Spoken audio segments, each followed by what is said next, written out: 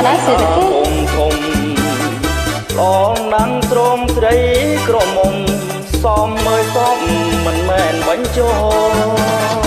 កុំសរសើរខ្ញុំអីប្រំសម័យប៉ូឡូមិនគិតខ្លួនឯងជីស៊ីក្លោ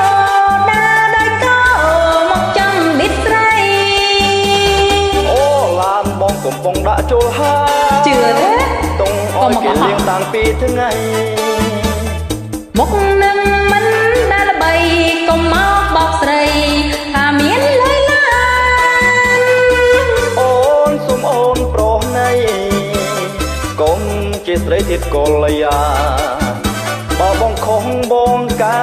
វិញបានអោយតែអូនព្រមស្ម័គ្រស្នេហា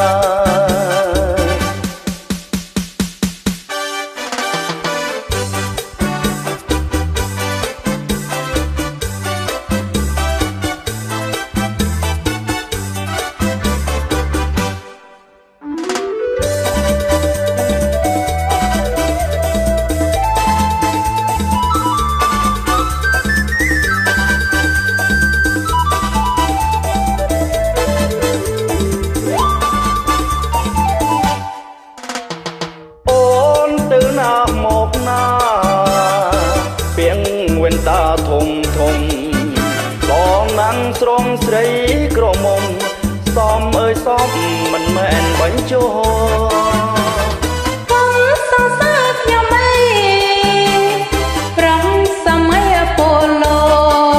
មិនគិតខ្លួនឯងជីស៊ីក្លោដើរដោយកោ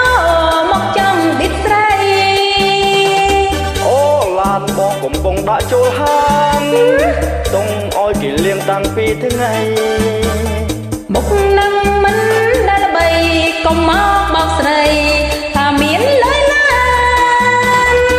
អូនសុំអូនប្រុសណៃកុំជាស្រីទៀតកលយាបើបងខំបងកែវិញបា